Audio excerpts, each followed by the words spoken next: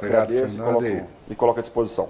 conte sempre com a comissão, e não só na presidência, como vários deputados se pronunciam aqui, pelo fortalecimento da Agência Nacional de Mineração, por entender que ela é uma peça fundamental para que a gente possa continuar desenvolvendo esse país. Então, conte sempre conosco. Queria só registrar a presença da senhora Morgana Mariotti, que é presidente da Associação dos Produtores Rurais da Volta Grande do Xingu. Obrigado pela presença. Fernando Lucas, pela Federação das Cooperativas Garimpeiras. Olá, bom dia a todos. Quero cumprimentar em nome do presidente da comissão, deputado Wesley, e a gente está presente aqui nesse dia é muito importante para a gente trazer uma perspectiva real do território. Sempre nas minhas falas, eu gosto de fazer um paralelo sempre com o passado, com o presente e com o futuro. A gente falar da região do Tapajós, eu tenho que levar primeiro em consideração que o vulcão mais antigo do planeta, ele se encontra na nossa região, mais especificamente dentro da Floresta Nacional do Jamanchim. A primeira incidência mineral de garimpo na região do Tapajós, ela tem datado a partir de 1744, quando os bandeirantes, em busca do ouro para a coroa portuguesa, acabaram descendo o rio Arinos ali e chegaram até na foz de Santarém, do rio Tapajós com o Amazonas, e fizeram esse registro. Porém, esse registro ficou esquecido até pouco mais de 1950. Mas voltando um pouquinho antes, para quem não sabe, quando foi instruído o primeiro serviço geológico do Brasil, isso eu estou falando ainda de Brasil Império, em 1850 alguma coisa, o Derby Orell, que foi um engenheiro de Minas, ou foi um geólogo, que foi o responsável por assumir essa cadeira, foi graças a um trabalho que ele fez em Itaituba, especificamente no Tapajós. Então a gente tem essa característica com o minério enraizado na nossa própria cultura, desenvolvimento de região. Então a gente não pode ser contra essa riqueza que Deus acabou deixando para a gente. Em 1962, eu tenho um deputado federal chamado Ferro Costa, paraense, que ele já defendia a importância e a soberania do Tapajós. Então a gente está aqui em 2026 discutindo ainda, ou melhor, dialogando a soberania e a importância do Tapajós para o desenvolvimento da nossa nação. O garimpo no Tapajós ele surge a partir de 58 ali, para quem não conhece a história, com o fim do ciclo da borracha. Então, de 58 até os anos 70, eu tenho esse primeiro ciclo da atividade garimpeira na região, que era basicamente aqueles trabalhadores que eram soldados da borracha. A partir dos anos 70, a gente tem as políticas de integração, que é o famoso integrar para não integrar. Então, nesse momento, eu tenho a abertura da Transamazônica, construção de Brasília, Itaipu, enfim, todas as grandes obras que vinham fazer acelerar o crescimento do nosso país. Eu preciso fazer um paralelo que, a partir dos anos 60, 70, para a construção dessas grandes obras, o governo acabava contratando a mão de obra ali do Nordeste, aonde naquele período vivia uma grande seca, uma extrema miséria. Então, acabou que esses desbravadores que foram abrir a Transamazônica no Machado, chegaram lá no final e não é que eles tinham o espírito de garimpeiro. Eles simplesmente esbarraram no ouro porque tinha muito ouro na região. Voltando um pouquinho no passado, a própria, para quem não conhece a etimologia da palavra garimpeiro, ela surge no seu pressuposto já remetendo à ilegalidade. O garimpeiro, ele vem do grimpeiro, que eram aquelas pessoas que teoricamente viviam à margem da sociedade, fazendo exploração dentro de áreas que tinham concessões de empresas que eram autorizadas pelo governo. O nosso produtor mineral, ele foge muito do modelo de produção mineral do Canadá e da Austrália, onde o garimpeiro ele é chamado de minerador. Então, na nossa própria formação de caráter de sociedade, o garimpeiro ele já vem, na origem, já vem da irregularidade. Então, eu estou falando de pelo menos 400 anos aí que a atividade ela é marginalizada e, acima de tudo, estigmatizada por quem poderia nos ajudar. Bom, todo mundo conhece a história do Tapajós, 1983, decreto do governo federal para realocar os garimpeiros com o fim da Serra Pelada. De 83 até 89, para você exercer a atividade garimpeira, você precisava apenas de uma autorização da Receita Federal, uma carteirinha ali do garimpeiro. Então, até ali tudo bem. Em 89, a gente tem hoje, que a gente pode dizer que é o maior triunfo da nossa nação, que é a democracia. Porém, nesse período, o ouro ele era um ativo desinteressante. O Estado muda totalmente as normas do jogo, e nessa mudança, a gente está falando de uma inflação super alta, estamos falando do processo de redemocratização do país, e acabou esquecendo a atividade. Então, de 89 até 2006, pode-se dizer que o garimpo ele era esquecido, porque o ouro era desinteressante. A partir de 2006, 2007, o que a gente tem? A gente tem a primeira crise da nossa era. Então, com a crise de 2008, o ouro passou a ser um ativo interessante. Nesse meio tempo, a atividade ela acabou tomando um fomento na nossa região, e pelo número que a gente tem hoje de pedidos de PLG para a nossa região, eu acredito que dá para demonstrar que a gente sempre buscou uma forma de se organizar. Porém, pela própria ineficiência do Estado, pela falta de entendimento da complexidade que é a atividade, eles não conseguiram chegar num denominador comum. Então, imagina que eu tenho um Estado que ele, por obrigação, tem que me dar saúde, educação, tenho os meus direitos básicos, tenho minhas obrigações. Então, aonde ele falha com tudo isso? E quando o Estado vem fazer a cobrança, a correção dessa atividade, ele já vem com o poder de polícia, ele já vem marginalizando todo o histórico de desenvolvimento da nossa própria nação. Então, essa falta de sensibilidade do governo nacional ao longo de todo o nosso período, de não saber entender o quanto que a atividade mineral, não vou nem falar da atividade garimpeira, porque, infelizmente, a palavra garimpeiro está pejorativa, mas a atividade mineral, de fato, contribuiu e vai contribuir para o desenvolvimento do nosso Estado. Pegando o gancho do meu querido xará aqui, Fernando, o trabalho do Greenpeace, que saiu nos últimos dias, quem conhece a realidade, quem vive na base, sabe que foi mais matéria requentada. Com o fim da boa-fé, a partir de 2023, automaticamente toda a produção de ouro, que teoricamente era legal no Tapajós, ela deixou de existir. Então os caras me fazem uma reportagem com dados antigos e jogam na mídia. Isso foi uma extrema falta de caráter, foi uma extrema falta de respeito com quem luta e quem vem brigando pelo desenvolvimento da região.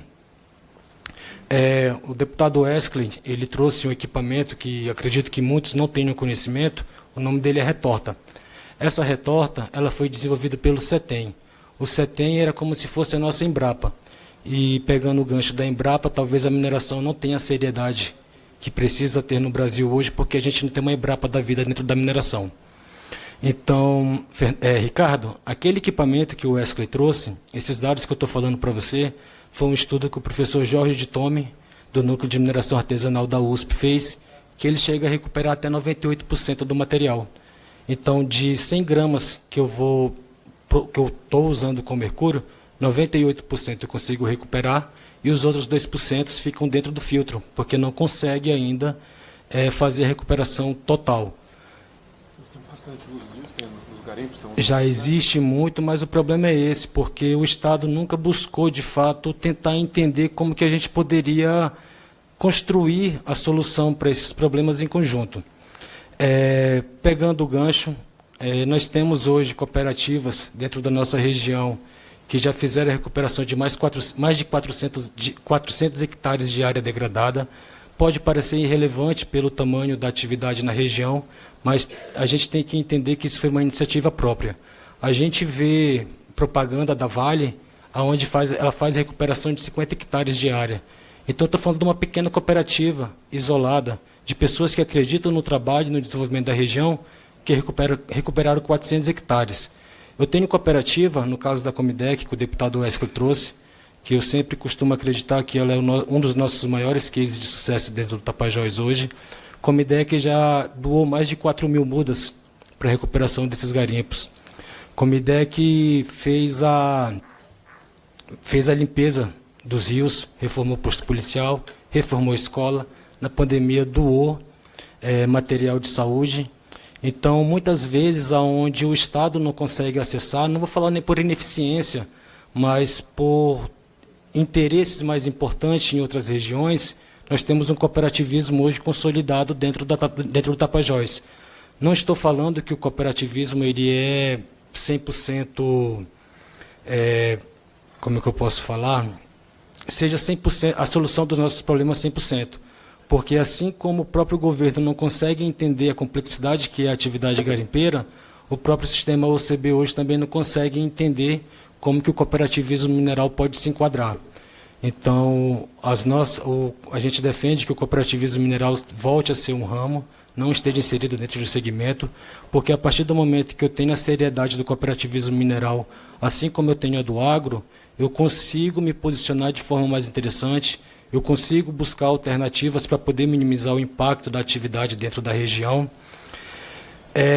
Hoje, só para trazer algumas informações, Itaituba, o primeiro quadrimestre de 2026, nós recolhemos aproximadamente 18 milhões de reais de CEFEM, 97, pouco menos de 97% desse ouro, ele é produzido pela Brasauro, que está sendo exportado para a Suíça.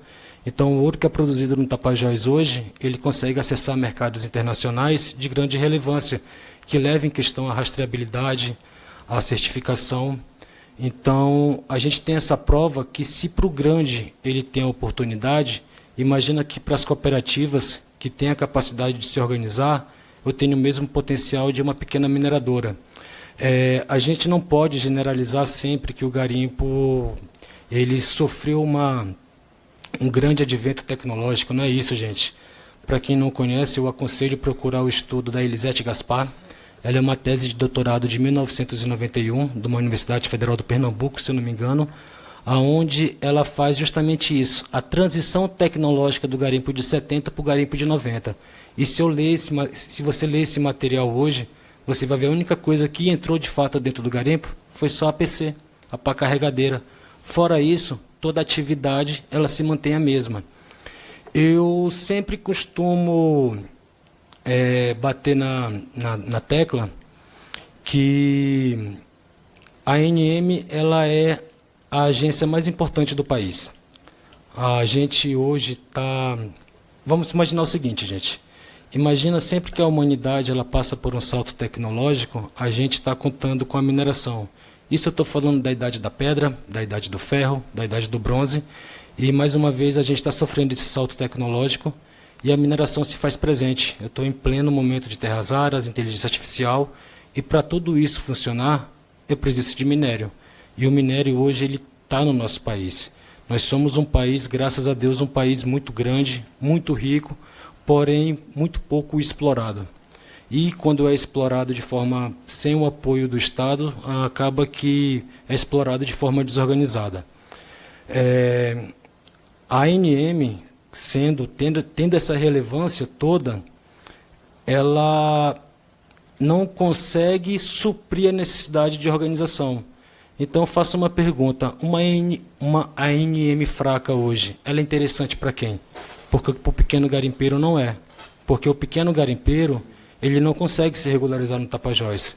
Hoje, a gente está completando agora esse ano 3 anos, que nenhum novo processo é publicado dentro da APA do Tapajós, porque simplesmente existe um acordo da ANM que não vai publicar nada agora.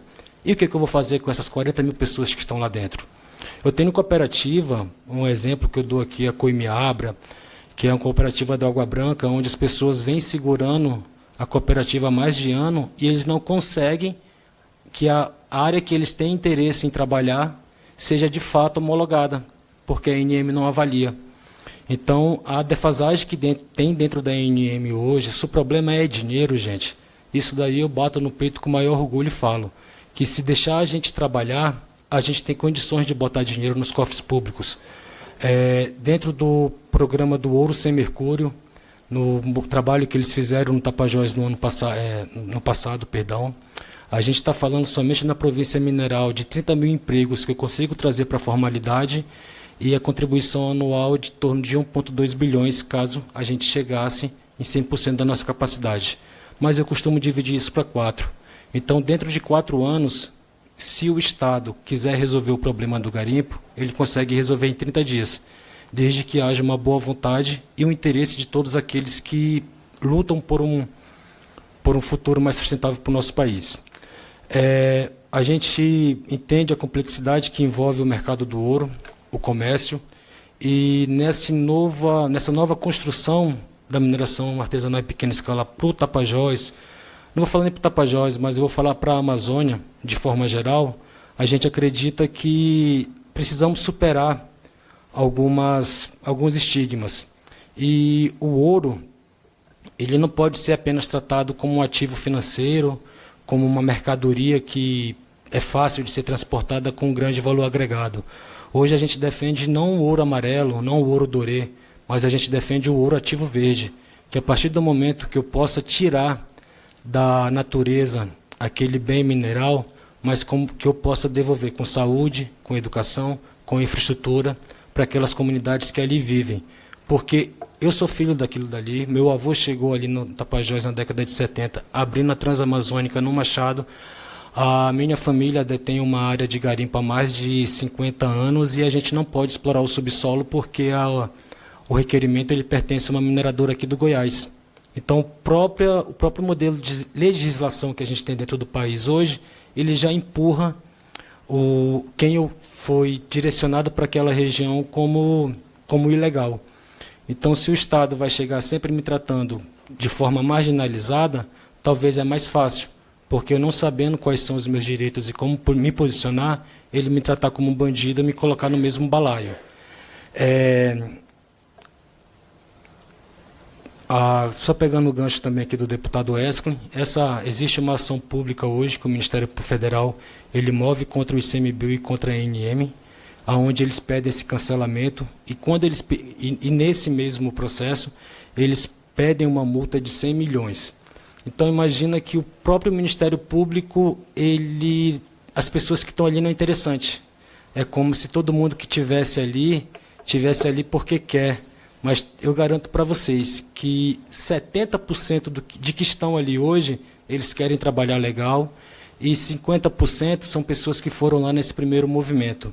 Então é triste, gente, você chegar numa área de garimpo que você sabe que tem um potencial gigantesco, que infelizmente você vai olhar no fundo daquele cara que está lá com 50, 60 anos, que eu acredito que quer fazer o que todo mundo aqui está fazendo, trabalhar para levar dignidade para a sua família, que ele nunca vai ser reconhecido de fato como trabalhador, porque o Estado brasileiro vê ele como um bandido.